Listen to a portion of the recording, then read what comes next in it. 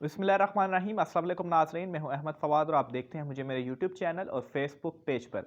नाज़रीन, आज के इस व्लॉग में कुछ एक्सक्लूसिव तफ़सीलात हैं जो कि सदारती निज़ाम के हवाले से मैं आपके साथ शेयर करूँगा। एक हफ़्ता कबल सदारती निज़ाम के हवाले से किसी सतह पर कोई बातचीत नहीं थी, लेकिन गुज़श्ता कुछ दिनों के दौरान, ख़ास तौर पर जो पिछले 3-4 दिन गुज़रे हैं, सदारती निज़ाम के हवाले से हर जगह पर इस वक्त इवन के सोशल मीडिया पर ट्रेंड्स जो हैं वो चल रहे हैं। ये मामला क्या है? ये बेसिकली शुरू कहाँ से हुआ?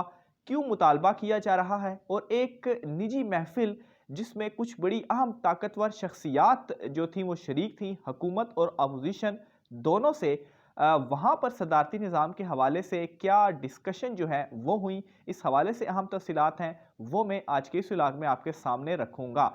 सबसे पहले नाज़रीन, मैं कुछ वजूहात आपके सामने रख दूँ जिसकी बिना पर यह कहा जा सकता है कि इस वक्त सदारती निज़ाम का आना बहुत अहम हो चुका है। और दूसरे नंबर पर नाज़रीन, सदारती निज़ाम और पार्लिमानी निज़ाम, इन दोनों में डिफरेंस क्या है, बुनियादी सा एक डिफरेंस आपके सामने रखूँगा। और दुनिया में इस वक्त कौन सा निज़ाम ज़्यादा प्रैक्टिस हो रहा है, इसकी भी तफसील आपके सामने रखूँगा। तो मामला नाज़रीन कुछ इस तरह से है कि इस वक्त दुनिया की 80% जो रियासतें हैं, वहाँ पर सदारती निज़ाम जो है वो मौजूद है, जिनमें बड़ी-बड़ी ताकतवर जो रियासतें हैं या जो सुपर पावर्स हैं, मौजूदा भी, माज़ी की भी और आने वाली भी। अगर मैं आपको बताऊँ तो अमेरिका जो इस वक्त मौजूदा सुपर पावर है, चीन हो गया जो कि फ्यूचर की सुपर पावर कहा जा रहा है, और रूस जो कि माज़ी में सुपर पावर था। तो 80% ऐसे ममालिक हैं जहाँ पर इस वक्त सदारती निज़ाम मौजूद है, जबकि बाकी कुछ ममालिक हैं जिनमें अगर आप इंग्लैंड का नाम ले लें तो वहाँ पर पार्लिमानी निज़ाम है और पाकिस्तान में पार्लिमानी निज़ाम है। कुछ वजूहात मैं आपके सामने रखता हूँ, फिर उसके बाद जो हमारा असल मामला है, सदारती निज़ाम के हवाले से क्या डिस्कशन हो रही है, उसकी तफसील आपके सामने रखूँगा। तो मामला नाज़रीन कुछ इस तरीके से है कि सदारती निज़ाम पाकिस्तान में इसलिए भी इस वक्त इम्पोर्टेंट हो चुका है, क्योंकि सदारती निज़ाम में एक तो इख्तियारात जो होते हैं, वो एक आदमी के पास रहते हैं। यानी कि पार्लिमानी निज़ाम में तो यूँ है कि मुख्तलिफ एमएनएज़ जो हैं, हलकों से वो इलेक्ट होकर आते हैं, एमएनएज़, एमपीएस, और फिर उसके बाद प्राइम मिनिस्टर को मुंतखब करते हैं। लेकिन सदारती निज़ाम में क्या होता है, डायरेक्ट पूरे मुल्क से वोटिंग होती है और प्राइम मिनिस्टर जो एक शख्स है, प्रेसिडेंट, उसको मुकर्रर किया जाता है, और फिर वो शख्स अपनी मर्ज़ी से अपनी टीम को जो है वो सिलेक्ट करता है, और यूँ जो सारे इख्तियारात होते हैं वो उसके पास होते हैं, और वो अपनी मर्ज़ी से जो उसका मंशूर होता है अवाम के वोटों के साथ, वो फिर जो सिस्टम है, जो निज़ाम है, उसको चलाता है। लेकिन पार्लिमानी निज़ाम में चूँकि एमएनएज़, एमपीएस, इनके ज़रिए से फिर जो है वो पार्लियामेंट में वज़ीर-ए-आज़म जो है वो मुंतखब किया जाता है, तो उसमें भी पार्लियामेंट की जो अक्सरियत है वो वज़ीर-ए-आज़म के पास होनी चाहिए, कोई भी बिल को भी मंज़ूर करवाने के लिए, इवन के ख़ुद को भी इलेक्ट करवाने के लिए। तो बाज़-औक़ात इवन के अभी जो मौजूदा इमरान खान साहब की हुकूमत है, इसमें भी इमरान खान साहब अक्सर मामलात में ब्लैकमेल इस तरह से हो जाते हैं कि जो इत्तेहादी जमातें हैं, ख़ास तौर पर वो अपने मुतालबात मंजूर करवा लेती हैं। रिसेंटली 2 एग्जांपल्स मैं आपके सामने रखूँगा, मिनी बजट का मामला भी रखूँगा, बल्दियाती एक्ट जो पंजाब का था उसका मामला भी रखूँगा, फिर जो मुश्तरका मामला इजलास हुआ था उसमें भी। जो 2 इत्तेहादी जमातें थीं, जिनमें अगर एमक्यूएम की बात की जाए और काफ लीग की बात की जाए, तो इन दोनों जमातों ने, जो कि हुकूमत की इत्तेहादी है, और इन दोनों जमातों को ये मालूम है, ख़ास तौर पर काफ लीग को, कि अगर वो पंजाब से पाकिस्तान तहरीक-ए-इंसाफ का साथ ना दें तो पाकिस्तान तहरीक-ए-इंसाफ की हुकूमत ख़तरे में पड़ सकती है। तो इन्होंने क्या मुतालबात मनवाए अपने, एक तो मोनस इलाही को जो वज़ारत दिलवाई, फिर इसके अलावा काफ लीग के आलमोस्ट सारे बंदे ही मुख्तलिफ वज़ारतों में मौजूद हैं। एमक्यूएम का एक बड़ा मुतालबा जो हैदराबाद यूनिवर्सिटी के हवाले से था, आल्दो उन्होंने अपनी आवाम के हवाले से सोच कर और हैदराबाद यूनिवर्सिटी का जो मुतालबा था वो सामने रखा था, लेकिन इसके बावजूद वफाक का डायरेक्ट उस तरह से प्रोजेक्ट नहीं था, एमक्यूएम का इन्फ्लुएंस था।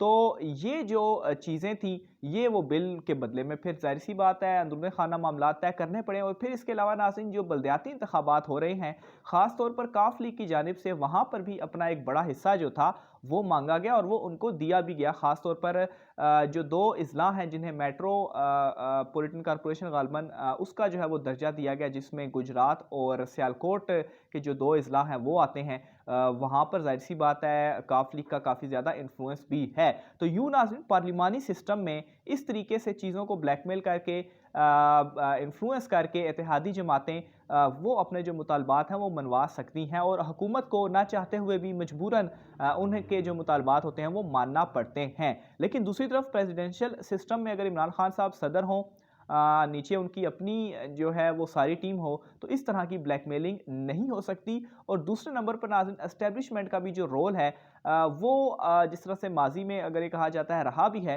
तो उनका भी उस तरह से रोल नहीं रह सकता, क्योंकि पार्लिमानी निज़ाम में MNAs MPAs के थ्रू बहुत सारी चीज़ें करवा ली जाती हैं, वहाँ पर रसूख भी रखा जाता है। लेकिन प्रेसिडेंशियल सिस्टम में इमरान खान साहब सिर्फ एक ही शख्सियत होंगे, एक ही शख्सियत के पास सारे इख्तियारात होंगे। तो मौजूदा अगर हम मामलात को देखें तो प्रेसिडेंशियल सिस्टम इसलिए भी ज़रूरी हो चुका है ताकि इमरान खान साहब के पास अगर मुकम्मल इख्तियारात हों तो वो अपनी मर्ज़ी से जो मामलात अपने मंशूर के मुताबिक निज़ाम को चला सकते हैं। आप तुर्की को देख लें, रूस को देख लें, तमाम जो तैयब अर्दगान साहब हैं वो भी तभी तुर्की जो है वो सामने आया एक कामयाब मुल्क के तौर पर जब प्रेसिडेंशियल सिस्टम वहाँ पर नाफिज हुआ। लेकिन बहरहाल इस ये वो वजूहात हैं जिसकी वजह से मैं कह रहा हूँ कि इस वक्त प्रेसिडेंशियल सिस्टम की भी ज़रूरत है। अब रहा मामला कि इस वक्त ताकतवर हलकों में क्या चल रहा है और ये बात शुरू असल में कहाँ से हुई, क्योंकि एक हफ्ता कबल तो प्रेसिडेंशियल सिस्टम के हवाले से कोई बातचीत ही नहीं हो रही थी। लेकिन अभी कुछ ही दिन हुए हैं इस चीज़ को, 3-4 दिन हुए हैं कि ये बड़ा ज़ोर पकड़ता जा रहा है, इवन के सोशल मीडिया पर ट्रेंड्स भी चल रहे हैं। तो इस हवाले से नाज़रीन जो हमारी इतलात हैं, जो हमारे पास कुछ तफसीलात हैं, वो ये हैं कि एक निजी महफिल हुई है जिसमें अपोजिशन और हुकूमत इन दोनों के जो अरकान थे वो मौजूद थे।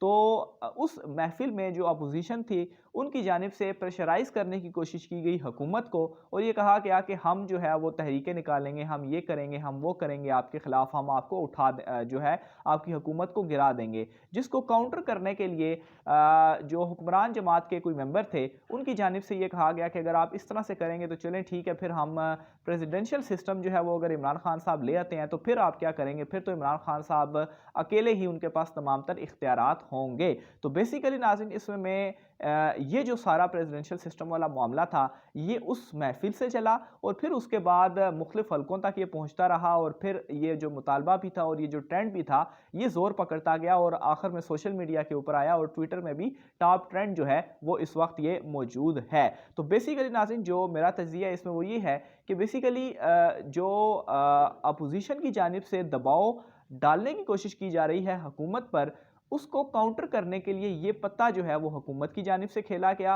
हुकूमत अपोजिशन को भी ताकि इससे दबाव में लाया जाए। अपोजिशन जो इस वक्त कोशिशें भी कर रही है कि किसी तरीके से इमरान खान साहब की हुकूमत को गिराया जाए, मुकम्मल कोशिशें कर रहे हैं। हालांकि जहांगीर तरीन ग्रुप हो, MQM हो या काफ लीग हो, तमाम की जानिब से साफ तौर पर इनकार किया गया है। इवन के नाज़रीन हमारे सोर्सेस हमें बताते हैं कि जहांगीर तरीन साहब से जब रब्ता किया गया कि आप जो है वो हमारा साथ दें इमरान खान साहब के खिलाफ अदम एतमाद लाने के लिए, तो जहांगीर तरीन साहब ने साफ ये कहा कि इस हुकूमत के आखिरी दिन तक वो इमरान खान साहब के साथ रहेंगे और उनका ग्रुप का कोई एक मेंबर भी उनके खिलाफ नहीं होगा। तो ये तमाम तर जो है वो इस वक्त अपोजिशन की जानिब से जो साजिशें या कोशिशें की जा रही, एक तो उसको काउंटर करने के लिए भी था कि अपोजिशन के ऊपर भी अब दबाव होगा कि अगर सदारती निज़ाम आ जाए तो फिर तो हम जो हमारी थोड़ी बहुत एग्जिस्टेंस भी है वो भी ख़त्म हो जाएगी। और वो कर क्यों रहे हैं इस तरह से, अपोजिशन जमातें प्रेशराइज या क्यों हटाना चाहते हैं, उसकी रीज़न साफ़ है। एक तो वो बजट नहीं पास करना देना चाहते, फिर उसके अलावा जो आर्मी चीफ की तैनाती होगी, इस हवाले से मुख्तलिफ व्लॉग्स में पहले भी बता चुका हूँ। इस वजह से वो ये चाहते हैं कि इन फैसलों के करने से पहले इमरान खान साहब को हटाया जाए। अगर ये फैसले हो जाते हैं तो 2023 के इंतखाबात भी उनके हाथ से निकल जाएंगे। तो ये नाज़रीन असल में सारा मामला हुआ है। अपनी राय का इज़हार कमेंट बॉक्स में लाजमी कीजिएगा, खास तौर पर प्रेसिडेंशियल सिस्टम के हवाले से कि आप लोग क्या चाहते हैं कि प्रेसिडेंशियल सिस्टम होना चाहिए या जो मौजूदा निज़ाम है पार्लिमानी ये होना चाहिए। राय के इज़हार कमेंट बॉक्स में लाजमी कीजिएगा। आज की व्लॉग से इतना ही, मुझे इजाज़त दीजिए। अल्लाह हाफिज़।